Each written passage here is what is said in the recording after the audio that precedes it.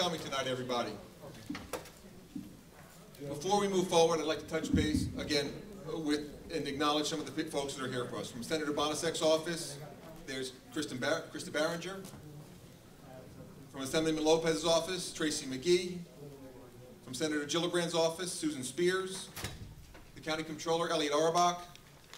Kelly Myers, the supervisor from Sorgerties, is with us. Thank you, Kelly. Carl Chipman, the Rochester Town Supervisor. Gary Bellows, the Hurley Town Supervisor. Terry Rosenblum from the Woodstock Town Board.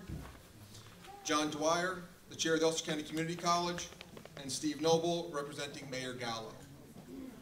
Ladies and gentlemen, this is a moment a long time coming. It's an opportunity, not for me, it's an opportunity for the people of Ulster County to have their voices heard.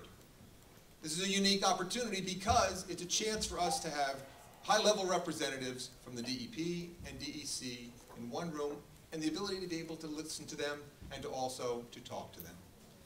I want to thank Carter Strickland, the Commissioner of the DEP for New York City, for joining us tonight. And I want to thank Marc Gerstman, again, the Deputy Commissioner for the DEC, the State DEC, for joining us as well. And again, thank each and every one of you for attending tonight. Before I open it up to, and give the same courtesy again to the DEP and the DEC, I'd like to have a few words as a lifelong resident of Ulster County.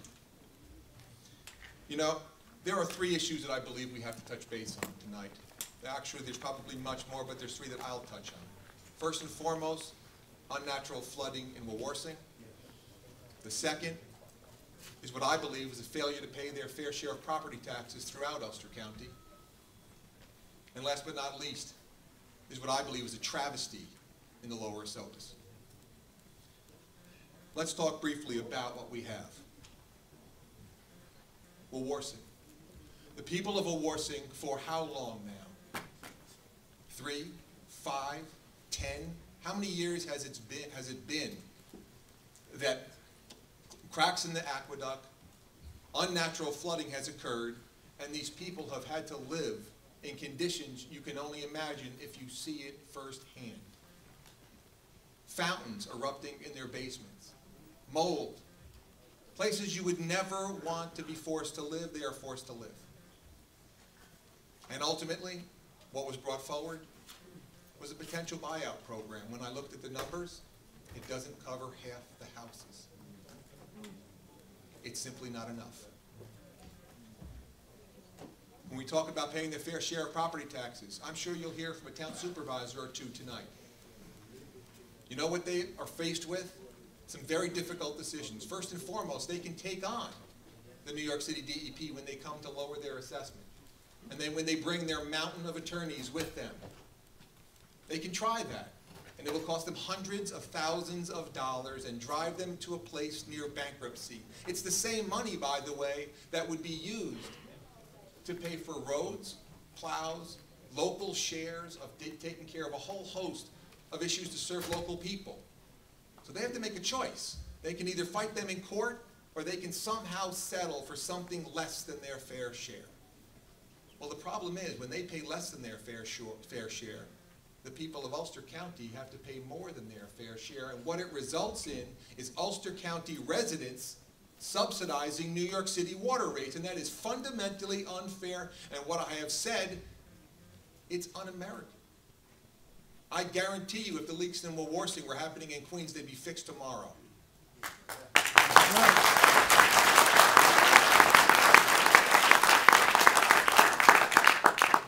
Now let's talk about the lower Esopus.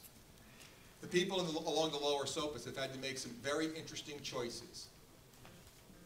The choices that they have to make is, are they going to be okay with being flooded on a very regular basis because the Metropolitan New York City DEP decides to keep the water levels in the reservoir simply too high?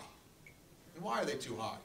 Is it because they haven't undertaken major conservation efforts in the city? I don't know. Is it because they have significant loss of water on the way to New York City? I don't know. What I do know is this. Every time there's a major storm, the people along the lower Esopus are flooded. And it's simply unacceptable. So what's the other choice? The other choice they have left us with, again, it's mud or flood. So the other choice is 600 million gallons of concentrated muddy water flowing down the lower Esopus and spewing into the Hudson River.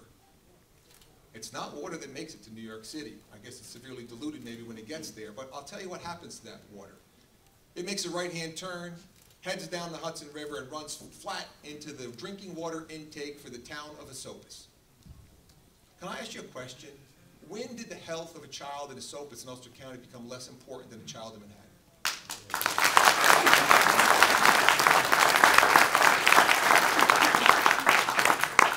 All of these things collectively led me to discuss having Mayor Bloomberg come here personally. Now, I don't think that was too much to ask, to be quite frank with you. If I was the mayor of New York City, what I would say is a place where a large percentage of my water comes from is obviously having serious, serious issues. And I need to see this firsthand. I would gladly be able to show him personally what's going on, take him to Wawarsing, show him what's happened in people's basements, tell him what they're forced to live in, show him what's happening along the lower Esopus. And I got plenty of accounts that would show him what's going on with the taxes. What I'm telling you is this: it was a reasonable request. We have the support of virtually every elected official in our area in that request. Again, a very reasonable situation. And it led us to be able to discuss the concept of an occupying nation. You see, what we have here is very different than many other places in our nation.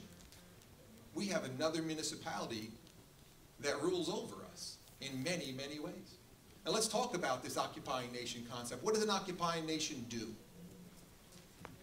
It comes in, brings their own police force, right? Sound familiar? Yes. It doesn't follow local rules and regulations. It follows their own rules and regulations. You know what else it does? It extracts a natural resource far below the amount of money it would draw in the fair market value. And then you know what it does? It stands on the indigenous people. The problem is we are the indigenous people. And this is America, and it's not right.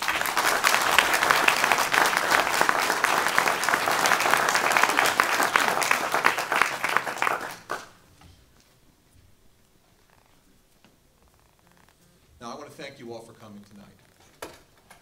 But I think it's important to understand this is very much a business equation. When businesses look to be able to cut their expenses and they don't want to raise the price, again, there's no appetite for an increase in water rate in the metropolitan New York area, then what the business does is it stands on its supply chain.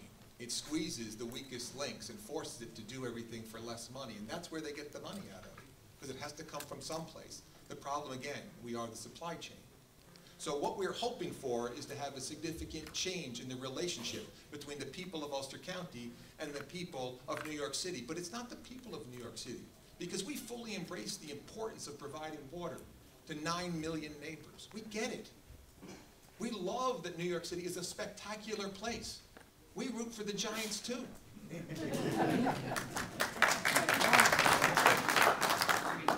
What we have in front of us here is an opportunity. And that's what tonight can really be, an opportunity for the people of Ulster County to have their voices heard. But what I hope we hear tonight, and the hope what we provide, is an opportunity for the New York City DEP to begin making the fundamental changes we believe are necessary in the relationship if we're going to move forward and not fight every inch of the way. So when we talk tonight, please don't talk about how much taxes the DEP pays unless they're willing to talk about how much they avoid. Can we please do another favor? Let's not talk about the jobs they create unless they're willing to talk about the jobs that they crush with stifling regulations. Ladies and gentlemen, we have an opportunity tonight. The people of Ulster County bring a genuine decency to the situation, and they want things to be better. Now the question is, do we have a partner, and is the DEC going to step into the situation and again push this issue to make sure we have a partner? Ladies and gentlemen, this is New York State. This is America. We are one New York. And I don't want this to be the upstate, downstate battleground. But I will tell you one thing. I will not go away. I will fight for the people of Ulster County. And we're going to make damn sure that things change here in Ulster County. Ladies and gentlemen, thank you.